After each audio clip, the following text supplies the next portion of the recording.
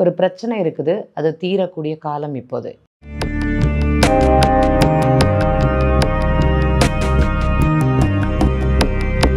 ரகசிய உண்மை ஆன்மீக நண்பர்களுக்கு வணக்கம். எல்லா லக்னக்காரங்களுக்குமே பிரச்சனை அப்படிங்கிறது இருக்கும். நீண்ட கால பிரச்சனை, கோர்ட்டு கேஸ் இருக்கும். எந்த லக்னக்காரங்களுக்கெல்லாம் கோர்ட்டு கேஸு சம்மந்தப்படும்? அவர் கொஞ்சம் ஜோதிடம் தெரிஞ்சவர்னு கூட சொல்லிக்கலாம். நம்மள்கிட்ட பார்த்துட்டு ஜோதிடம் பார்த்துட்டு அவர் கேட்ட கேள்வி. ஏன்னா அவர் நண்பர்கள் பழகிறவங்கள்ட்ட எல்லாருக்குமே அந்த கேள்விகள் அப்படிங்கிறது இருக்குது. அதனால தான் அந்த கேள்வி கேட்டேன் அப்படிங்கிற மாதிரி சொன்னார். நம்மளுடைய ஜாதகத்தில் எல்லாருக்குமே சில பிரச்சனைகள் நமக்கு தீரக்கூடிய காலமும் நீண்ட நாள் பிரச்சனையாகவும் இருக்குமானா கண்டிப்பாக இருக்கும். அது நம்ம நார்மலாக, அதாவது நம்ம பிறந்த கால கிரகங்களை வச்சு பார்க்க முடியுமானா அது கொஞ்சம் நம்மளால் முடியாது. இதுக்கு என்னன்னு சொல்லலாம்னா, நம்ம ஜாதகங்களில் 12 ராசி கட்டங்கள் இருக்குது, 27 நட்சத்திரங்கள் இருக்குது. 27 நட்சத்திரத்துக்கும் 108 நட்சத்திர பாதங்கள் அப்படிங்கிறது சொல்லுவோம். அந்த பாதங்கள் அங்கே சம்மந்தப்படுமானா கண்டிப்பாக சம்மந்தப்படும். ஒரு வருஷமும் ஒரு பாதங்கள் என்னை இயக்கும். அந்த எந்த காலகட்டங்களில் எந்த நட்சத்திர பாதம் போகும்போது நான் இந்த மாதிரி பிரச்சனைகளை ஃபேஸ் பண்ணுவேன். ஏன் உங்களுடைய பிறந்த கால கிரகங்கள் இதெல்லாம் உங்களுக்கு காமிக்கலைங்களா அப்படிங்கிற ஒரு கேள்வி தான் அவருக்கு கேட்டேன். ஏன்னா ஏஎல்பி மெத்தடில் இதை சொல்ல முடியுமானா ரொம்ப அழகாக சொல்ல முடியும். இப்போ ஒருத்தங்களுக்கு விருச்சிக லக்னம் ஏஎல்பி லக்னமாக அக்ஷய லக்னமாக போகுது. அவங்களுக்கு இந்த கேட்டை நட்சத்திரம் போகுச்சு, நான் இந்த சொத்தை பற்றி கேள்வி கேட்டுருக்கேன். எப்போ ஆரம்பிச்சதுன்னா, அந்த கேட்டை லக்னம் அந்த விருச்சிக லக்னம் எப்போ ஆரம்பிச்சதோ அப்பத்துலேருந்தே அவங்க குடும்பத்தின் மூலமான வருமானம், பூர்வீகத்தில் வருமானம் கிடைக்குமாங்கிற ஒரு யோகத்தை, ஒரு கேள்வி அவங்களுக்கு கொண்டு வரும். அப்பத்துலேருந்தே அந்த எண்ணம் அவங்களுக்கு அதிகமாக இருக்கும்.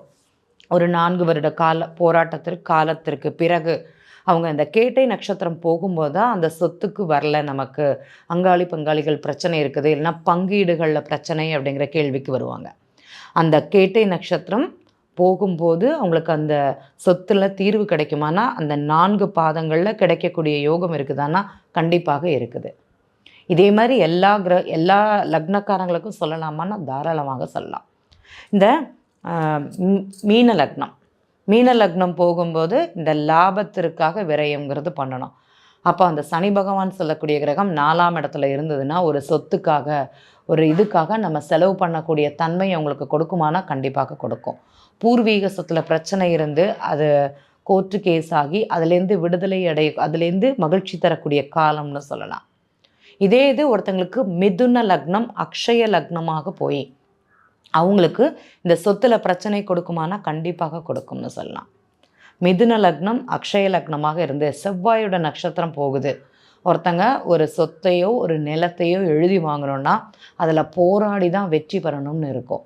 எப்போ அந்த மிருகசீஷ நட்சத்திரம் 3ஆம் பாதம் 4ஆம் பாதம் அந்த நிகழ்வு நடக்க ஆரம்பிக்குதோ அதுலேருந்தே அந்த 2 வருஷ காலம் அவங்களுக்கு போராட்டமான வாழ்க்கை. நிலமானாலும் சரி, கணவன் மனைவிக்குள்ள பிரச்சனையானாலும் சரி, இதன் மூலமாக ஏற்படுமானா கண்டிப்பாக இதன் மூலமாக ஏற்படும்.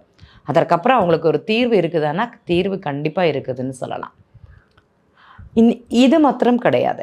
இந்த கன்னியா லக்னம் அக்ஷய லக்னம் யாருக்கு போகுதோ இவங்களுக்கு இந்த லாபம் பற்றிய சிந்தனை இந்த அஸ்த நட்சத்திரம் போகும்போது இருக்கும்.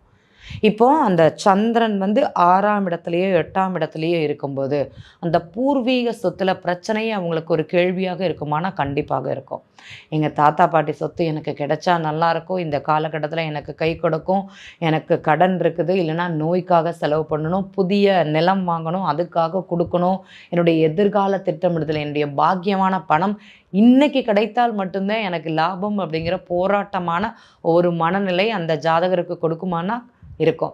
ஏன்னா குழந்தைகளுக்காக சேவிங்ஸ் பண்ணணும் அப்படிங்கிற எண்ணம் தான் அவங்களுக்கு ஜாஸ்தியாக இருக்கும். அப்போ இதெல்லாம் இவங்க வாழ்க்கையில் நடக்குமா? ஒரு ஜாதகத்தை பார்த்த உடனே இந்த ஜாதகருக்கு சொத்து பிரச்சனை எப்போ தீரும் சொல்ல முடியுமானா கண்டிப்பாக சொல்ல முடியும். இந்த மகர லக்னம் ஒருத்தங்களுக்கு போகுது, அந்த சொத்து வாங்கணும்னு போராட்டம், பிரச்சனையெல்லாம் இல்லை, போராட்டமான வாழ்க்கைன்னு சொல்லலாம். மகர லக்னம் ஆரம்பித்ததுலேருந்து அந்த 10 வருட கால வாழ்க்கை அப்படிங்கிறது அவங்களுக்கு நீண்ட கால் போராட்டம் அப்படிங்கிறது சொல்லலாம். இப்போ நிறைய பேர் பார்த்துருப்போம், மகர லக்னம் அந்த லக்னம் ஆரம்பித்து அந்த ஒரு லக்னம் அப்படிங்கிறது 10 வருஷம், அதில் 3 ஆண்டு காலம் அவங்களுக்கு கண்டிப்பாக போராட்டமான வாழ்க்கை. யாராக இருந்தாலும் சரி, ஐயா நான் கடன் வாங்கிட்டேன், அவமானப்பட்டுட்டேன், வேலையில் அழுத்தம் இருக்குது, பனிஷ்மெண்ட் கிடைக்குது, ஒரு ட்ரான்ஸ்ஃபர் கிடைக்குது, குடும்பத்தை விட்டு போகிறேன், கணவன் மனைவிக்குள்ள பிரச்சனை எல்லாமே சொல்லலாம். உங்களுக்கெல்லாம் அந்த மாதிரி சம்மந்தப்படுதுங்களா? எல்லாம் பணம் கொடுத்து நான் அங்கே ஏமாற்றப்பட்டேன், அதனால் எனக்கு லாபம் இல்லையா? உங்களுக்கு அக்ஷய லக்னம் அப்படிங்கிறது மகர லக்னமாக இருக்கும். அதில் இந்த உத்திராட நட்சத்திரம் போகக்கூடிய 3 ஆண்டு காலங்கள் இந்த கோர்ட்டு கேஸு சம்மந்தப்பட்டது, அரசால் தண்டனைன்னு சொல்லுவோம். அதை அனுபவிக்கணுமானா அனுபவிக்கணும். நான் நல்லா தானே இருக்கேன், அரசால் தண்டனை எனக்கு என்ன? நீங்கள் ஹெல்மெட் போடாமல் போவீங்க, உங்களுக்கு ஒரு ஃபைன் வருமானா கண்டிப்பாக வீட்டில் வந்து ஃபைன் நோட்டீஸ் அப்படிங்கிறது உங்களுக்கு வரும். யாராக நான் அதுலேருந்து தப்பிக்கவே முடியாதுன்னு சொல்லுவோம். இந்த மாதிரி பிரச்சனைகள்லேருந்து அவங்க லாஸ்ட்டில் எங்கே போய் போவாங்கன்னா நிலத்தில் போய் நிற்பாங்க. இதெல்லாம் தாண்டி அதுக்கு அடுத்து வரக்கூடிய காலங்கள் நல்லாயிருக்கும். ஒரு 4 ஆண்டு காலங்கள் அப்படிங்கிறது அவங்களுக்கு நல்லாயிருக்கும். அதுக்கப்புறம் பார்த்திங்கன்னா செவ்வாயோட நட்சத்திரம் வரும்போது நிலத்திற்குண்டான போராட்டம் அப்படிங்கிறது அவங்க வாழ்க்கையில் ஆரம்பிச்சிடும். அந்த அம்மா மூலமாக இந்த சொத்து கிடச்சா தான் எனக்கு லாபம், அம்மா தான் எனக்கு தரணும், அம்மா வந்து செலவு பண்ணி தான் தரணும், பூர்வீக சொத்தை விற்று தான் தரணும், அதுக்கு யார் தடைன்னா எங்கள் அண்ணா. இது நடக்குமானா கண்டிப்பாக நடக்கும். ஆனால் அதுலேருந்து அவங்களுக்கு வெற்றி கிடைக்குமானா கண்டிப்பாக கிடைக்கும்னு சொல்லலாம். நிறைய சொல்லிகிட்டே போகலாம். இந்த மிருகசீஷ நட்சத்திரம் 1ஆம் பாதம் 2ஆம் பாதம் போகும்போது கணவன் மனைவிக்குள்ள பிரிவு அப்படிங்கிறது இருக்கும். நீங்கள் சொத்துக்குள்ள பிரச்சனை லாபம்னு கேட்குறீங்க. அந்த கண்டிப்பாக அக்ஷய லக்னம் ரிஷப லக்னமாக இருந்து மிருகசீஷ நட்சத்திரம் போகுது ஒருத்தங்களுக்குன்னா கணவன் மனைவி டிவோர்ஸ் வரைக்கும் போயிருப்பாங்க. எப்படா இந்த டிவோர்ஸ் கேஸ் முடியும், 2 வருஷமாக போச்சு, இழுத்தடிபடியாக இருக்குது, எப்போ இதற்கு ஒரு நிவர்த்தின்னு பார்த்தீங்கன்னா அடுத்த லக்னம் மாற்றம் அடையும் போது அக்ஷய லக்னம் மிதுன லக்னம் போகுன அந்த 1 வருஷத்துலேயே உங்களுக்கு டிவோர்ஸ் அப்படிங்கிறதும் நடந்து அதே மாதிரி உங்களுக்கு அந்த 2ஆம் திருமண யோகத்தை கொடுக்குமானா கண்டிப்பாக கொடுக்கும்னு சொல்லலாம். அப்போ ஒரு ஜாதகம் எடுக்கும்போது எந்த காலகட்டத்தில் ஒரு பிரச்சனைக்குண்டான தீர்வுக்குண்டான காலம் நம்மளால் சொல்ல முடியுமானா இன்றைய உங்களுடைய அக்ஷய லக்னம் என்னதோ அதற்கு இந்த நிகழ்வு சம்மந்தப்பட்டதுன்னா கண்டிப்பாக நீங்கள் இதை பார்க்கணும் அப்படிங்கிறதான் சொல்கிறேன் நான். ஏன்னா 3 வருஷத்துக்கு அப்புறம் தான் எனக்கு அதில் சக்ஸஸ், தற்போது அதில் இல்லை அப்படின்னா அந்த 3 வருஷ காலமும் என்னுடைய பண விரயமும் மன சஞ்சலத்தையும் நான் குறைச்சிக்க முடியுமானா கண்டிப்பாக குறைச்சிக்க முடியும்.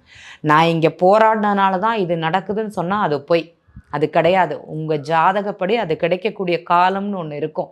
அதற்காக நம்ம பண செலவு பண்ணணும்னு இருக்கோம். 3 வருஷமாக செலவு பண்ணுறதை விட அந்த 6 மாதமாக செலவு பண்ணுறதுங்கிறது பெஸ்ட்டு. இன்றைய காலகட்டத்தில் பண சேமிப்புங்கிறது இதை கூட சொல்லலாம். தூக்கம் இருக்காது, பிரச்சனைகள் இருக்கும், அது கொடுக்குமானா கண்டிப்பாக கொடுக்கும்னு சொல்லலாம். இந்த மேஷ லக்னம் போகும்போது இவங்களுக்கு இதே மாதிரி நிகழ்வு இருக்குமானா கண்டிப்பாக இருக்கும்னு சொல்லலாம். இந்த தந்தையோட சொத்துனால பிரச்சனைகள், அவமானங்கள், விரயங்கள் இவங்களுக்கு நடக்குமானா கண்டிப்பாக நடக்கலாம். கொஞ்சம் கவனமாக இந்த காலகட்டங்களில் அவங்க இந்த நிகழ்வை நடத்தி கொண்டு போனாலே இவங்களுக்கு லாபம் அப்படிங்கிறது இருக்கும். தற்போது என்னுடைய லக்னம் மேஷ லக்னமாக இருக்குது. நான் வந்து எங்கள் தாத்தா பாட்டி சொத்தை இல்லைனா எங்கள் அப்பா பேரில் உள்ள சொத்தை, அப்பா பேரில் உள்ளது, எங்கள் அப்பா எங்கள் தாத்தா எங்கள் அப்பாவுக்கு எழுதி வச்சது, அந்த பேரில் உள்ள சொத்தை நான் மாற்ற போனேன்னா கடந்த 6 மாதம் உங்களால் மாற்றிருக்க முடியாது. ஏதோ டாக்குமெண்ட் அப்படிங்கிறது உங்களுக்கு காமிக்கும், பிரச்சனைகள் அப்படிங்கிறது இருக்கும். ஒன்றும் இல்லை, எழுத்துக்கள்லையோ ஏதாட்டி வித்தியாசங்கள் உங்களுக்கு கொடுக்குமானா கண்டிப்பாக கொடுக்கும். அதில் சஞ்சலங்கள் உருவாகுமானா இருக்குன்னு சொல்லலாம். அந்த திடீர் யோகத்தையோ அதெல்லாம் அதை அனுபவிக்கக்கூடிய காலமோ தற்போது இல்லை அப்படிங்கிறத நம்ம புரிஞ்சுக்கணும். அதே மாதிரி தான் இந்த துலா லக்னம். இந்த துலா லக்னத்திற்கும் இதே மாதிரி நிகழ்வு இருக்குமானா கண்டிப்பாக இருக்கும். தம்பியே சண்டைக்கு வருவான், எனக்கு பாதி ஷேர், எனக்கு 3/4 ஷேர், நீ நல்லா தானே இருக்க, உனக்கு பாதி ஷேர் அப்படிங்கிறது. அதற்கு அப்பாவும் அவருக்கு துணையானா கண்டிப்பாக அப்பாவும் துணையாக இருப்பார்.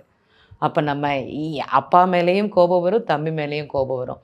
அப்பா நமக்கு ஒரு செலவை கொடுக்குறாரு, ஒரு விரயத்தை பண்ணுறாருன்னா கண்டிப்பாக இங்கே நடக்குமானா நடக்கும். இந்த மாதிரி தான் நம்மளுடைய லக்னம் என்னதோ அந்த லக்னத்திற்கு என்னுடைய கிரகங்கள் எங்கே அமர்ந்திருக்குது, அது இந்த பிரச்சனைகளை எப்போ தீர்க்கக்கூடிய காலங்கள் அப்படிங்கிறத பார்த்து செயல்படுவது அப்படிங்கிறது சிறப்பு. நன்றி. மீண்டும் இதுபோல் நிகழ்வில் சந்திக்கலாம்.